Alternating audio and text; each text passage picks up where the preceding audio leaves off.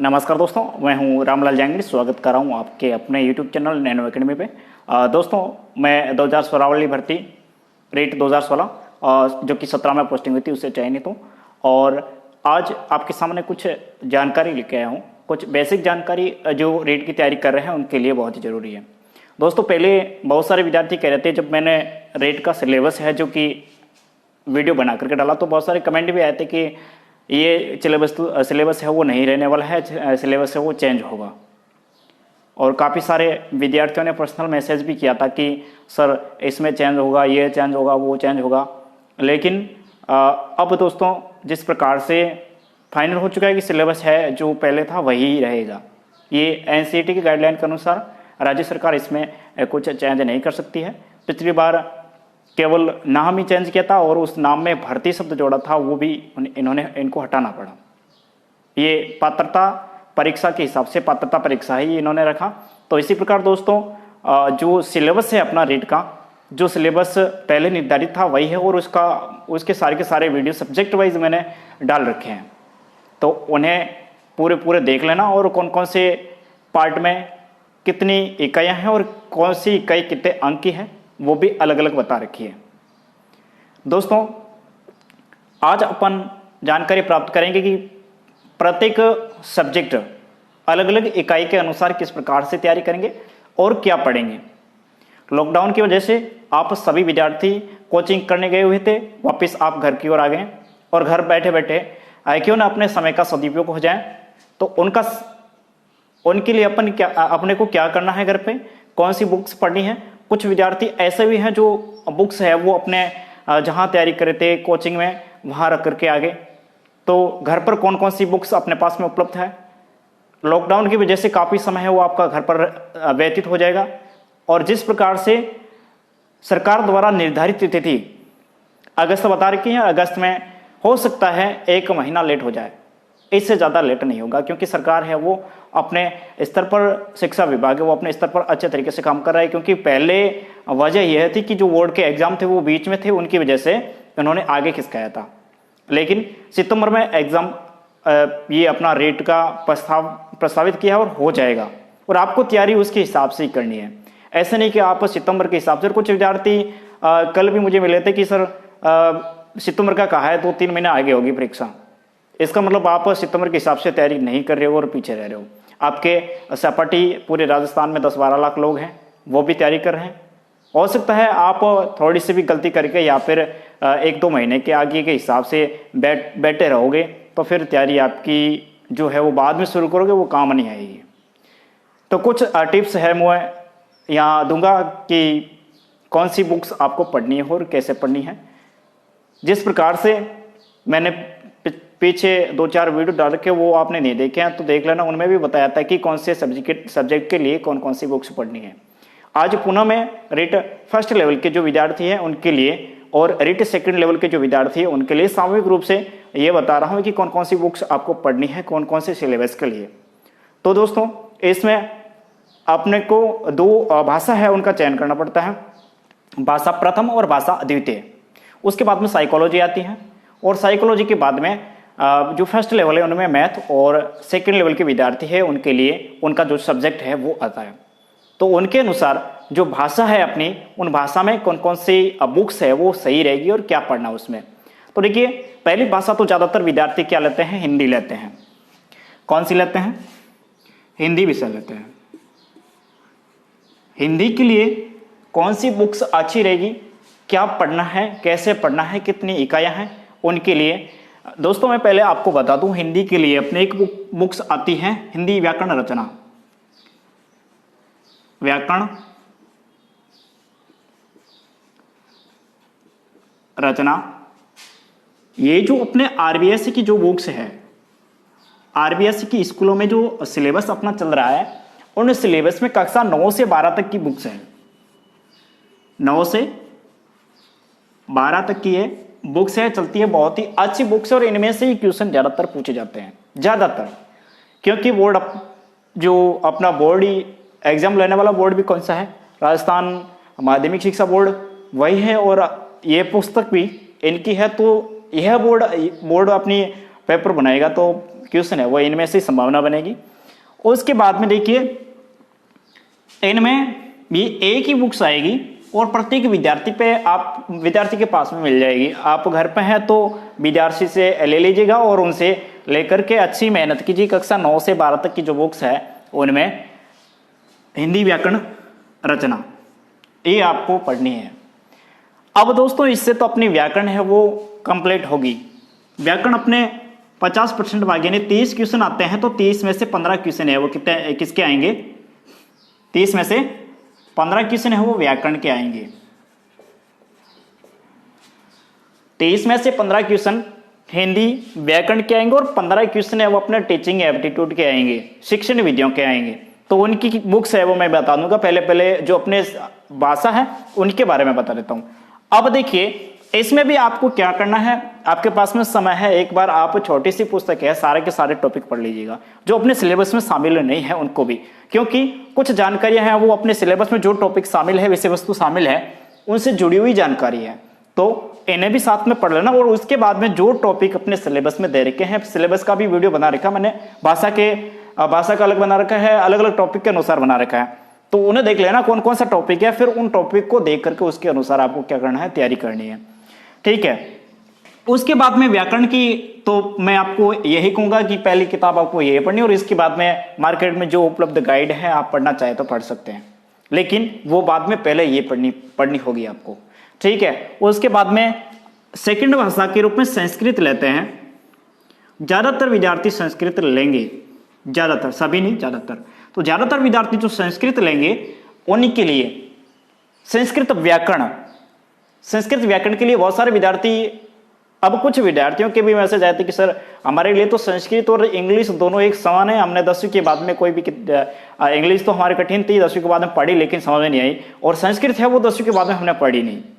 ये समस्या कॉमन है। लेकिन जिन विद्यार्थियों की इंग्लिश भी अच्छी नहीं है और संस्कृत भी अच्छी नहीं है और उन्हें दोनों विषय पर अच्छी कोई सा भी एक विषय लेकर के उन्हें एक विषय पर अच्छी तैयारी कर मेहनत करनी पड़ेगी, तो वो विद्यार्थी थोड़ा ध्यान दें। आप संस्कृत का चॉइस कीजिएगा, चयन कीजिएगा। संस्कृत का चयन करने के बाद में क्या होगा, आपकी जो हिंदी व्याकरण है, हिंदी की जो व्याकरण है और संस्कृत की जो व्याकरण है, संस्कृत और हिंदी की दोनों की व्याकरण है वो लगभग क्या है, कॉमन है। लगभग इन दोनों की व्याकरण वो क्या है, कॉमन है। अब इन दोनों की व्याकरण जब कॉमन होगी तो लगभग अपना व्याकरण से संबंधित काम है वो कंप्लीट हो जाएगा। जैसे कि संस्कृत में आपने हिंदी के भी काफी सारे टॉपिक, जैसे कि देख लिया आपने संधि का टॉपिक ले लिया, तो हिंदी में भी है और इसमें भी है, तो ये अपना टॉपिक क्या होगा, कॉमन हो जाएगा, अच्छी तैयारी हो जाएगी। तो आप संस्कृत का चॉइस कीजिएगा, और संस्कृत का चॉइस करने के बाद में मैं कुछ पुस्तकें बता रहा हूं जो व्यवहारिक ज्ञान आपको उपलब्ध करवाएगी। कक्षा 6 से लगा करके अपनी संस्कृत की जो कक्षा आरबीएससी की जो बुक्स है आरबीएससी की, इनमें कक्षा 6 से लगा करके 10 तक या पहले 8 तक देख लीजिए, 3 क्लास की आप बुक्स लीजिए, और उसके बाद में 9 से लगा करके 9वीं और 10वीं क्लास की बुक्स लीजिए। अब कक्षा 6 से लगा करके 8 तक की जो बुक्स होती है, उन बुक्स का किताबों का जो पाठ है वो समाप्त होने के बाद में एक पाठ है भाषा की बात। भाषा की बात लिखी हुई है।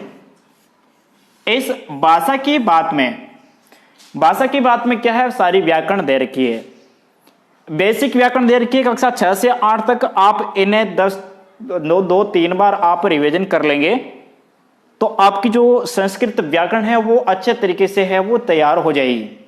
उसके बाद में 9 और 10 की, जब 6, 7 और 8 की आपने भाषा की बात व्याकरण से संबंधित आपने पढ़ ली, और उसके बाद में 9 और 10 की जो भाषा की बात है इसमें वो भी आप पढ़ लेना साथ साथ में। और इनके बाद में प्रत्येक पाठ के अंत में और किताब में व्याकरणिक से संबंधित काफी सारी जानकारी होती है, काफी सारी विषय वस्तु आपको मिल जाएगी। तो पहले आपको बिना किसी दूसरी गाइड के या फिर बिना किसी दूसरे नोट्स के चक्कर में आए बिना, अब मेरे हिसाब से मैं सुझाव दे रहा हूं आपको अच्छा लगे तो देखना नहीं तो कोई बात नहीं। कुछ विद्यार्थी पिछली बार मैंने वीडियो बनाया तो उसमें सुझाव दिया था, लेकिन मुझे ही सामने से सुझाव दे रहे हैं कमेंट करके कि ऐसा नहीं ऐसे कीजिए।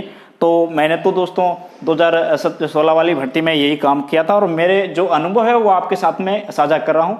हो सकता है आपका पढ़ने का तरीका अलग होगा, लेकिन जो मेरा अनुभव है वो साझा कर रहा हूँ, हो सकता है आपके काम आ जाए। तो देखिए दोस्तों, इसमें कक्षा 6 से 8 तक कि बुक्स पढ़ने के बाद में 9 से 10 ये बुक्स आपको पढ़नी है। और कुछ विद्यार्थी को मैंने ये पिछली वीडियो में ये भी बताया कि कितनी बुक्स पढ़नी है, तो कुछ विद्यार्थी सामने से ही कहा कि ऐसा कि आप आईएएस थोड़ी बन गए, इतनी बहुत सारी किताबें पढ़ी। दोस्तों 10-12 लाख का कंपटीशन है, किताबें पढ़नी पड़ेगी आपको।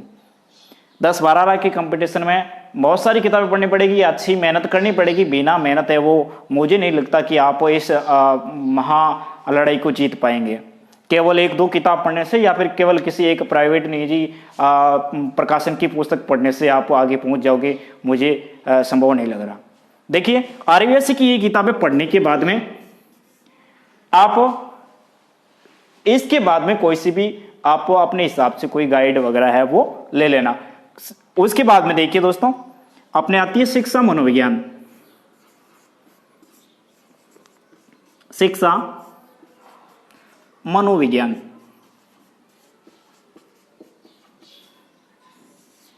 शिक्षा मनोविज्ञान में सबसे महत्वपूर्ण और रेट में चयन की जो मुख्य आधार है चयन का, वो क्या है? शिक्षा मनोविज्ञान है। अब शिक्षा मनोविज्ञान चयन का आधार कैसे है? तो देखिए एक पूरा पेपर होता है, उसमें 30 नंबर की शिक्षा मनोविज्ञान ही आती है, और इनमें भाषा में भी भाषा 30 नंबर की है, तो 30 में से 30 का आधा भाग यानी 15 अंक की क्या आएगी? आपके शिक्षण विद्या आएगी।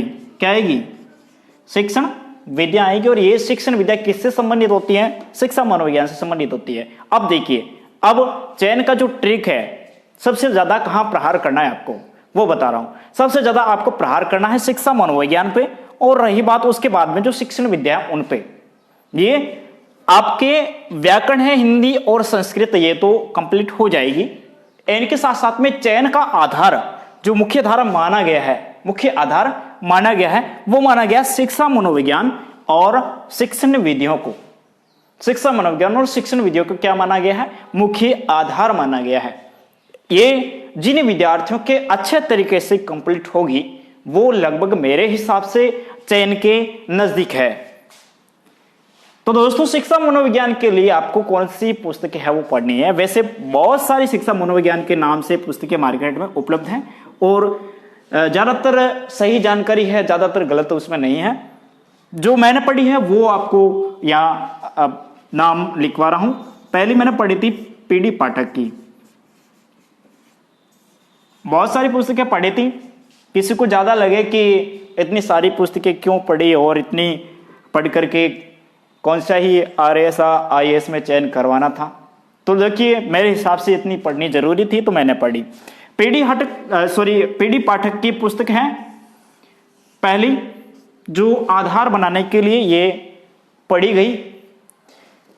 इनके साथ साथ में पीडी पाठक से पहले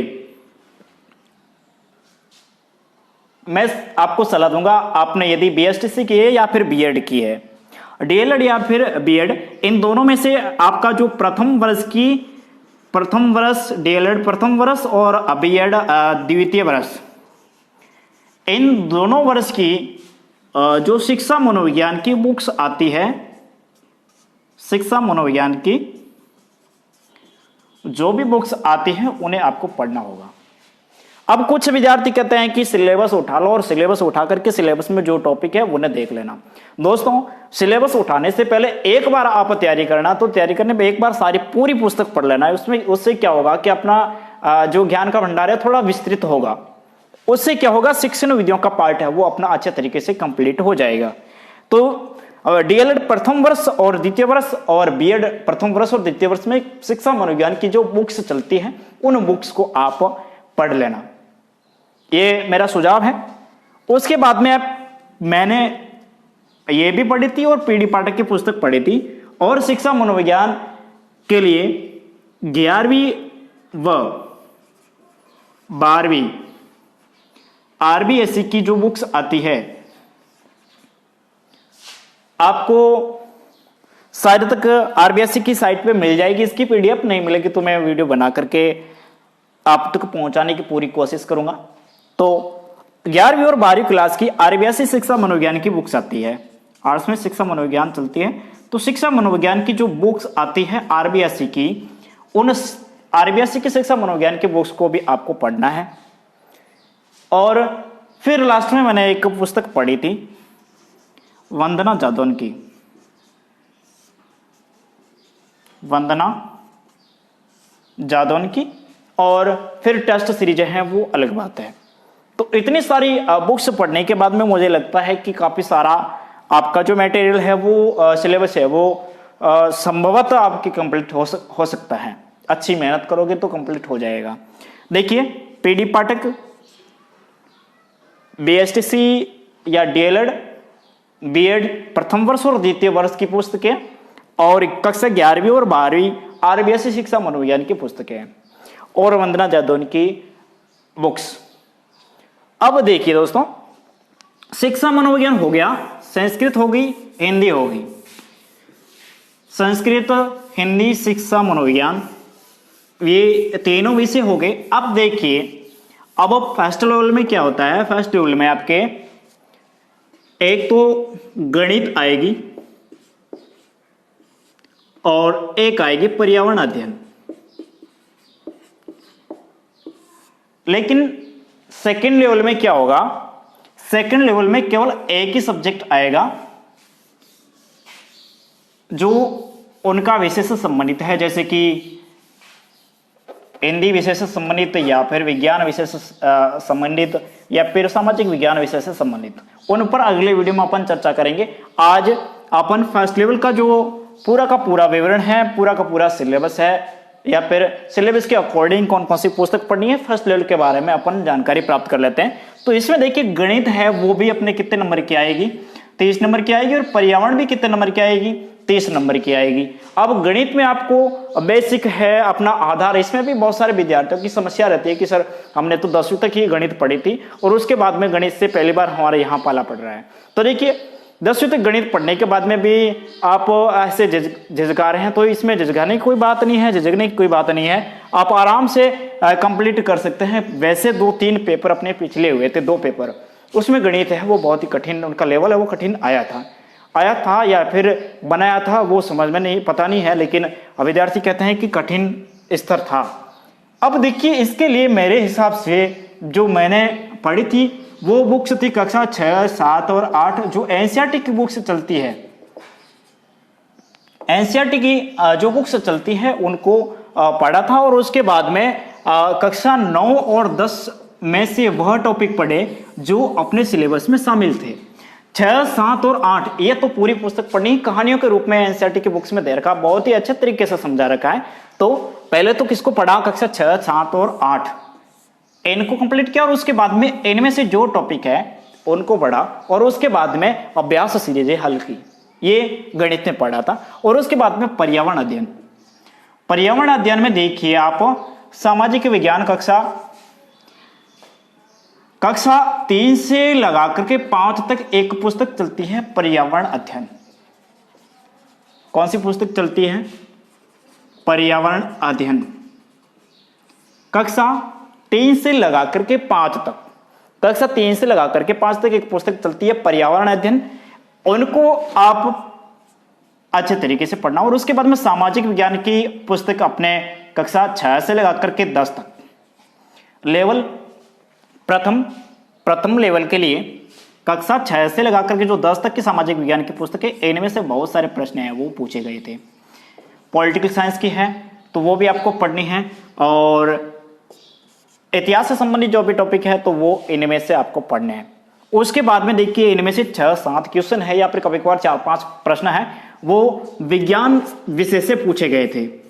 किन से, विज्ञान विषय से, विज्ञान विषय से पूछे गए। तो इसमें देखिए कक्षा 6, 7 और 8 की एनसीईआरटी विज्ञान है, एनसीईआरटी विज्ञान, या फिर वर्तमान समय में जो आरबीएससी की विज्ञान विषय चल रही है कक्षा 6 और 7 में या 8 में, तो उन्हें पढ़ लीजिएगा। और हमारी वाली भर्ती में 9वीं और 10वीं 9वीं क्लास की बुक्स में से 3 प्रश्न पूछे गए थे, तो इन पुस्तक में से जो टॉपिक अपने सिलेबस में शामिल है उन्हीं को ही पढ़ना है, बाकी वाले छोड़ने हैं। तो ये विज्ञान विषय हो गया, सामाजिक विज्ञान विषय हो गया, और कुछ टॉपिक अपने ऐसे हैं जो करंट से भी शामिल हो सकते हैं या फिर संस्कृति कला से संबंधित हो सकते हैं, तो उन्हें आप जिस पुस्तक में जो टॉपिक शामिल है वो पढ़ना है। अब रही बात सबसे महत्वपूर्ण, शिक्षा मनोविज्ञान तो हो गया। शिक्षा मनोविज्ञान में आपने देखा कि पीडी पाठक और पीडी पाठक के बाद में डीएलएड या बीएड के प्रथम व द्वितीय वर्ष की शिक्षा मनोविज्ञान पुस्तक, और उसके बाद में आपने देखा कि 11वीं और 12वीं क्लास की जो पुस्तक हैं उनको पढ़ना, और फिर फाइनली एक पुस्तक अपने ली थी वंदना जादौन की, ये अपने 23 नंबर का है और मुख्य आधार भी माना गया है। उसके बाद में अपना एक महत्वपूर्ण टॉपिक रहता है जो कि मुख्य आधार माना गया है, शिक्षण विधियां।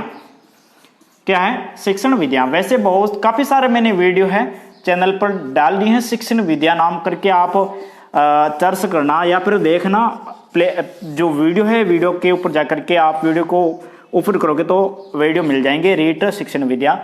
तो इनके लिए आप कौन सी पुस्तक आपको पढ़नी है और कहां से प्रश्न पूछे जाएंगे, तो यहां पे देखिए आप शिक्षण विद्या में पीडी पाठक है, उसमें भी काफी सारी शिक्षण विद्या है वो मिल जाएगी।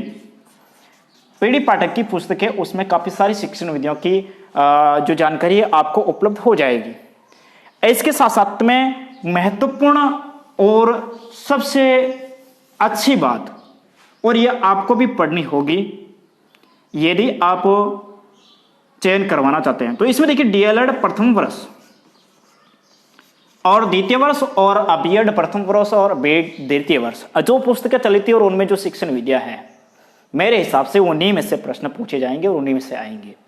उन्हें पढ़ना बहुत ही जरूरी है। अब कुछ विद्यार्थी कहते हैं कि उनको पढ़ करके क्या करना, या फिर हमने खरीदी नहीं है वो पुस्तकें, तो वो मुझे पता नहीं है, लेकिन पुस्तकें वो बहुत ही अच्छी हैं और उस हिसाब से जो अपना स्टैंडर्ड होता है, लेवल होता है, उन लेवल के अनुसार की किताबें हैं वो अपनी बनाई हुई होती है और उनमें से बहुत सारे प्रश्न हैं वो पूछे जा सकते हैं। उसके बाद में एक पुस्तक आती है सतीश मंगल की, मंगल्स सर की पुस्तक आती है शिक्षण विधियों से संबंधित। सतीश मंगल मंगल्स करके चौहान पब्लिकेशन की है शायद, तो उन्हें आप अच्छे तरीके से पढ़ना, क्योंकि इनमें से इन और हमारी वाली भर्ती में इन सतीश मंगल की जो प्रकाशन है, इनमें से 2 प्रश्न जो कोर्ट में गए थे और इनमें सही थे, गणित के प्रश्न थे, गणित शिक्षण विधियों से संबंधित प्रश्न थे, तो इनको सही माना था इनको। तो इन्हें थोड़ा अच्छे तरीके से समझना, क्योंकि सतीश मंगल जो मंगल सर हैं वो पेपर निर्माण कमेटी में भी अनेकों भर्तियों में पेपर निर्माण का कार्य करते हैं, तो हो सकता है वो अच्छी अपनी पुस्तक है वो रखेंगे। तो ये थी अपनी पूरी कार्य योजना कि कैसे अपने को तैयारी करनी है और किस प्रकार से अपन तैयारी करके सफलता के करीब पहुंचेंगे या फिर सफलता प्राप्त करेंगे। अब रही बात, कुछ विद्यार्थी सेल्फ स्टडी कर रहे हैं या फिर कुछ विद्यार्थी कोचिंग ज्वाइन की थी और उसके बाद में घर की ओर वापस आ गए। अब कोचिंग का कहां फायदा है, किस हिसाब से कोचिंग अपने काम आती है और किस हिसाब से तैयारी करनी है, कौन कौन से टॉपिक को कैसे पढ़ना है। दोस्तों, किसी भी सफलता के लिए, सफलता प्राप्त करने के लिए एक अच्छी रणनीति होना बहुत ही जरूरी है। रणनीतिक रूप से आप तैयारी करेंगे तो अपने आप सफलता के करीब पहुंच जाएंगे। आप किस प्रकार से पढ़ाई करते हैं, कौन सा विषय पहले पढ़ते हैं और कौन सा विषय बाद में पढ़ते हैं, इनसे संबंधित एक अच्छी रणनीति अपन बनाएंगे। आप भी इस वीडियो में सुझाव दीजिए कि कैसे आप तैयारी कर रहे हैं, फिर उसके अनुसार अगले वीडियो में एक अपन रणनीतिक वीडियो बनाएंगे कि किस प्रकार से जो रेट का युद्ध है वो जीता जा सकता है या फिर लक्ष्य को भेदा जा सकता है, कैसे तैयारी करेंगे, कितने समय तक पढ़ना है, कौन सी पुस्तक पढ़नी है, अपना मानसिक तनाव कैसे दूर करना है, या फिर अन्य जो समस्याएं होती है उन्हें कैसे दूर करनी है। तो कमेंट जरूर कीजिएगा और यह वीडियो कैसा लगा इन पर भी थोड़ा गौर कीजिएगा, कमेंट कीजिएगा, क्योंकि काफ़ी समय के बाद मैं रीट पर आपको वीडियो उपलब्ध करवा रहा हूँ। उससे पहले कुछ एक वीडियो डाले थे और वापस अभी कुछ समय मिला है तो आपको वीडियो उपलब्ध करवा रहा हूँ। धन्यवाद दोस्तों, अगले वीडियो में मिलेंगे।